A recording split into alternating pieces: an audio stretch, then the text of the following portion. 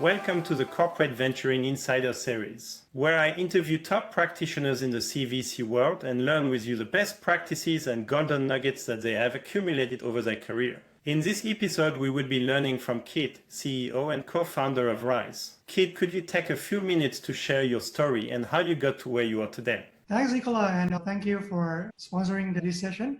I'm happy to share you with what I'm doing. Before I started my career as a venture capitalist and also the entrepreneur, I was a medical doctor. When I was in med school, I wanted to trade a stock in the classroom. At that time, back then, 2004, using mobile phone. Anyone can remember the model? This is 3310. So I grew up with that. I want to trade the stock. I said, why don't we use the mobile to trade the stock? So I did that with my friend. It became the first application in the country where people can trade the stock on the mobile. And after that, I sold the application to the stock exchange, and the application became number one in the country right now. So I made the first mistake as an entrepreneur because I sold it too fast. A few years ago, I started a company called Rise, which is my main focus right now. We call ourselves Corporate Innovation Powerhouse. So our job and our mission, which is also right now, not only the company mission, but also my own personal mission, is to drive 1% of GDP for the whole Southeast Asia, not only in Thailand.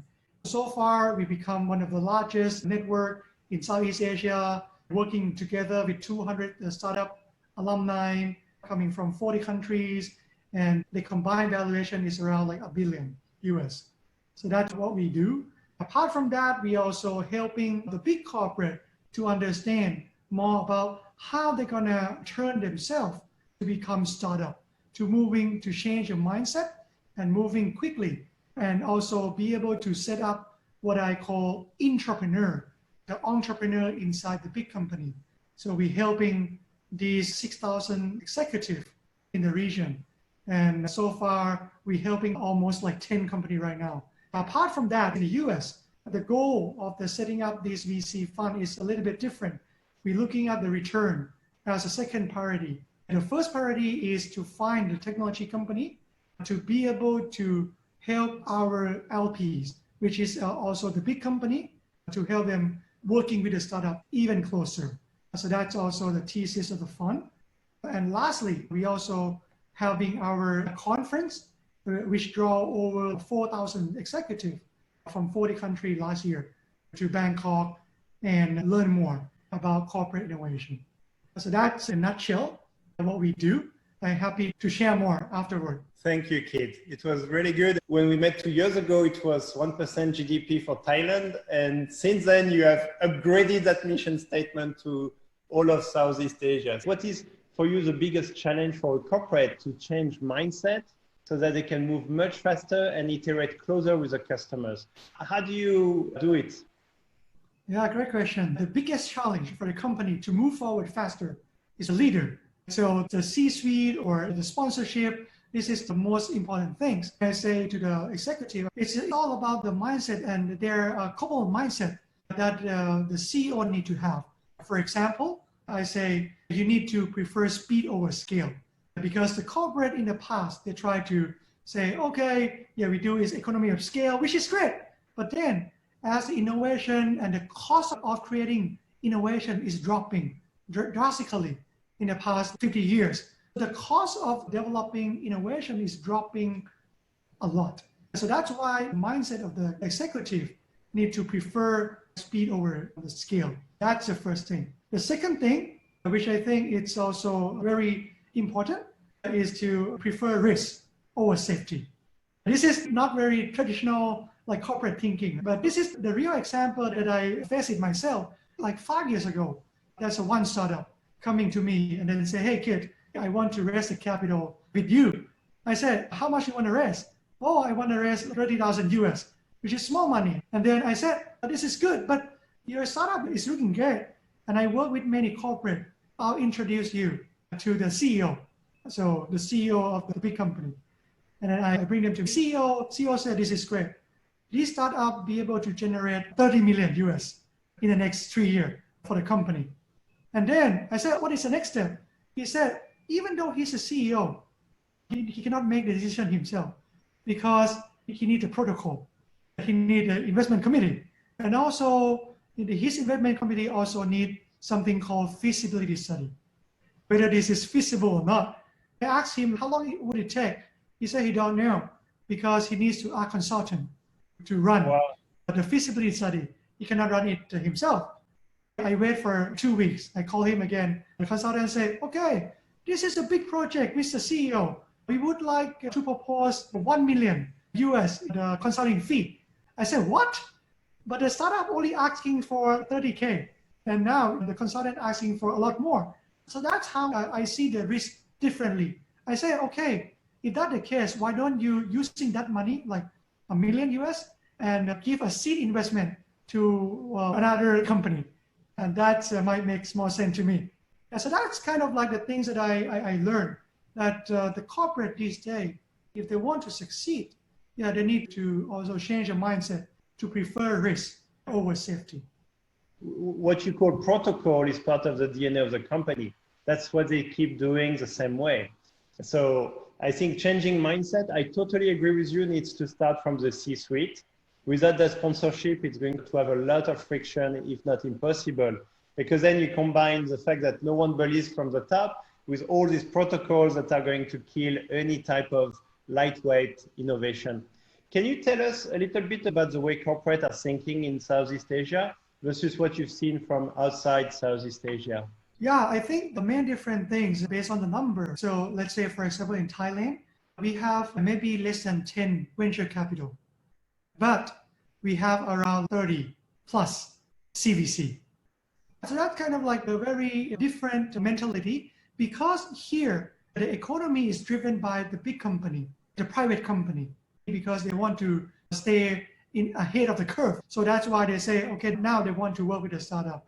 They want to strategically invest in the startup before the startup trying to disrupt them. So that's why we see a lot of CVC popping up in the past 5 years in Thailand. So that's, I think, one of the main difference. Apart from that, if you zoom out a little bit, as a region, I'm quite proud that Southeast Asia is now the fastest internet growing economy in the world, based on the research from Google and Bain that they produced 3 years in a row. They project that in 2025, the internet economy of Southeast Asia gonna hit 300 billion US. And today, it's only 100 billion. So it's growing quite a lot. Very nice. Actually, I read about Foxconn making the comment that because of all the trade friction between US and China, a lot will be changed, and Southeast Asia is going to gain a lot from this. So no doubt that Southeast Asia is going to be growing, which actually means that your 1% of GDP is even more challenged because it's on a bigger number. So you just said something which I actually did not realize, but Thailand is 3 times more corporate VCs than VCs. It's interesting because that's not true everywhere, but in Thailand, it means that if you're an entrepreneur, going to a corporate VCs is actually something probably logical to do. Can you tell me more about the mindset of the entrepreneur in Thailand, in particular, when they want to raise money and they choose between VCs and CVCs, or they actually want both? Great question. So basically, I need to step back to give the overview of Thailand's startup landscape a little bit. So Thailand is actually like small country. We have only 70 million. Our GDP is like top 3 in the region, but definitely is the largest one would be Indonesia. So if you think about, people think about startup landscape these days, 80% of the venture capital and also investment is go to Indonesia and Singapore. So that startup scene is hot over there. Where Thailand, the startup scene, it just started like maybe less than 10 years. The largest round of funding to the startup was 2 million US. That's maybe the first Series A, not include the buyout. What was missing before that makes it possible today? I think the startup community, especially in Southeast Asia, because we don't have the role model. Because you see in the US, so many people start unicorn and then become the second unicorn that he built. So we see many cases like that. In Southeast Asia, we don't have much cases because right now we have less than 20 unicorn in the whole region. So that's why I think first thing is we see more and more role model. I think the law and regulation is getting a lot better. For example, Thailand is among the first country in the region, if not in the world, that regularize the cryptocurrency. So if there any cryptocurrency want to exchange, would like to operate in Thailand, they can file for the license. If I was to summarize, I think it's all about sharing risk and rewards. For the limited partners, you need to show good potential exits, what you call the role models. And if the LPs have a belief that they can have a big exit, then the risk reward is balanced. And when you talk about stock options, this is the same. When you have entrepreneurs and people joining young startups, the stock option is about giving them a potential reward for the risks they are taking.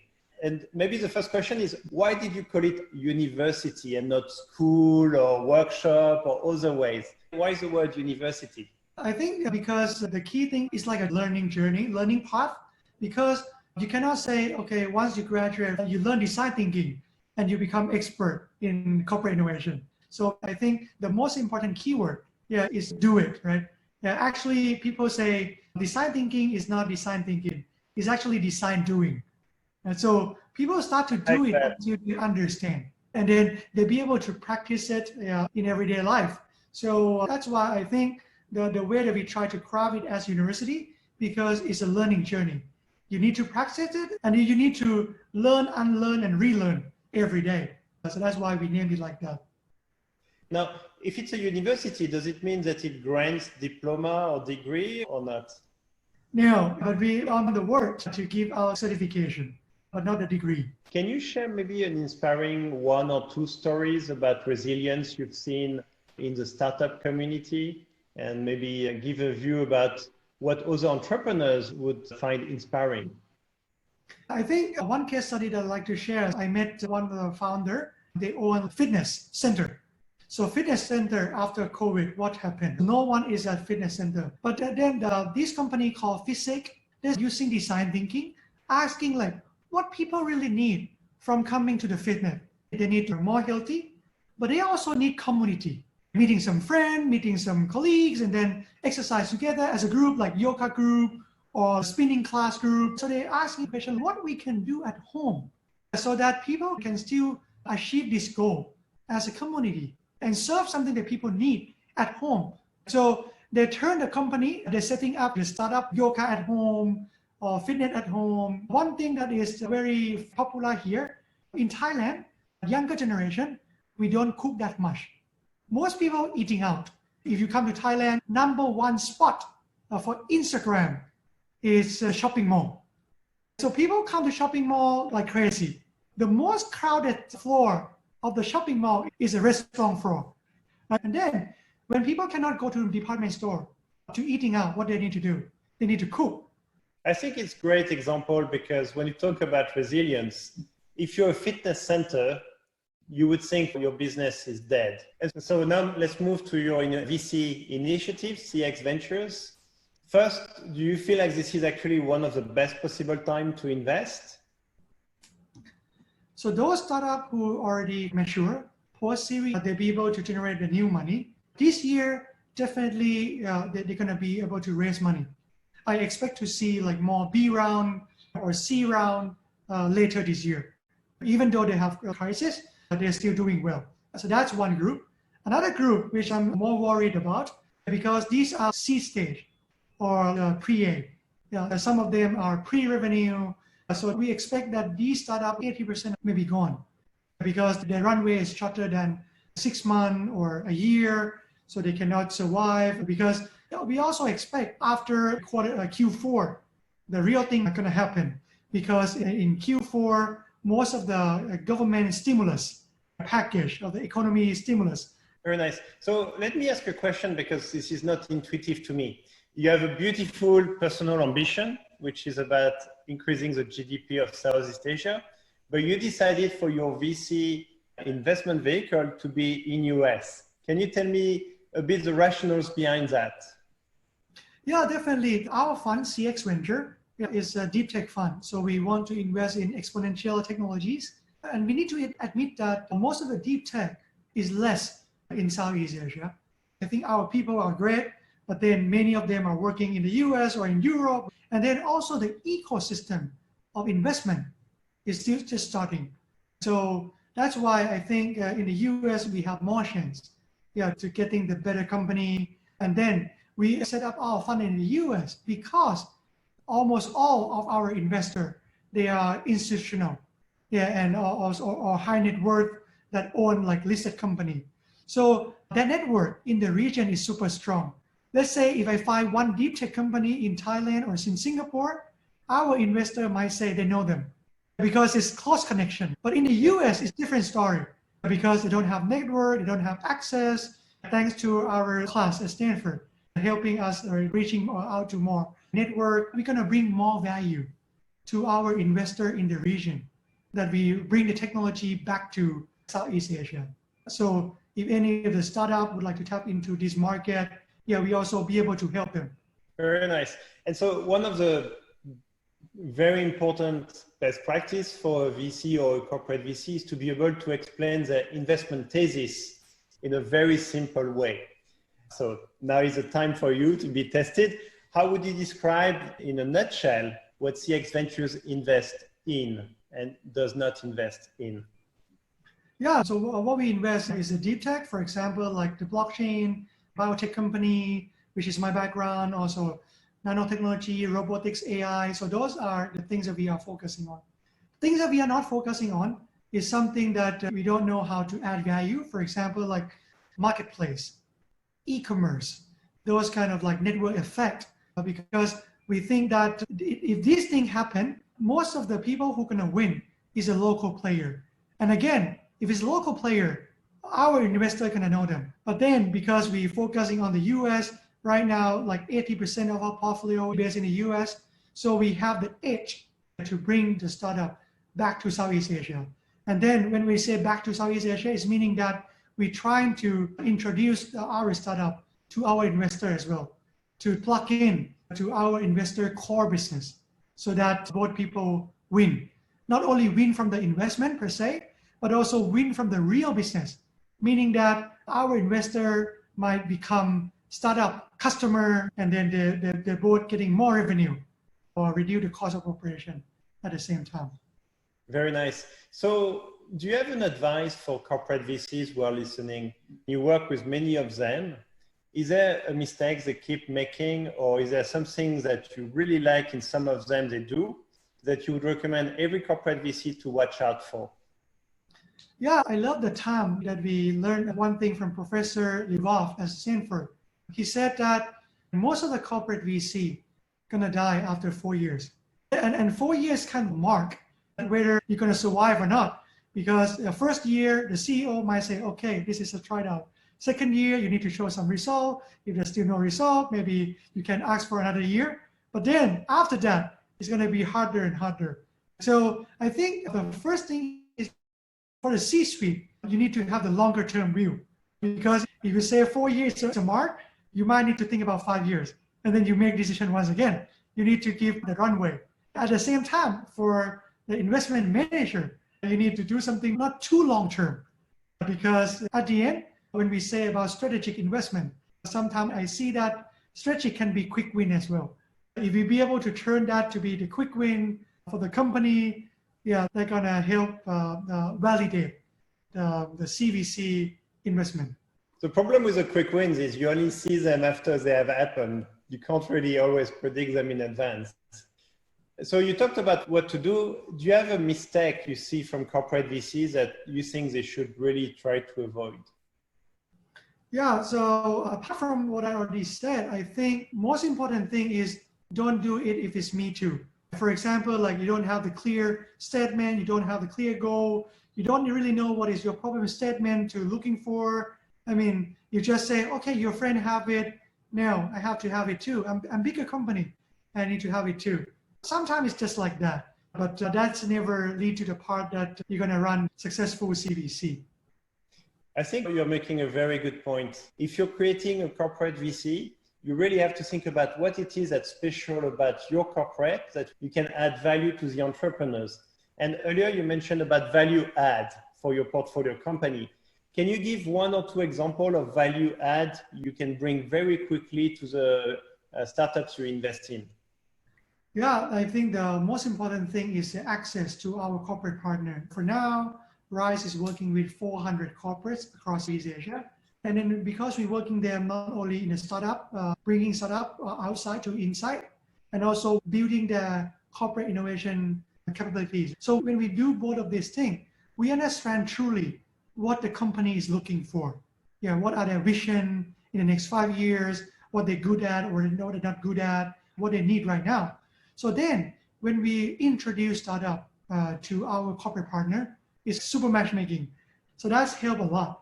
And that's why our success rate in doing matchmaking is around 70%. And I can vouch for you, you always think about win-win. You're always thinking about what's valuable for both sides, whether it's the entrepreneur and the corporate or other actors. It's a perfect way to end a great interview. Thank you, Kid. Take care. Have a great one, everyone.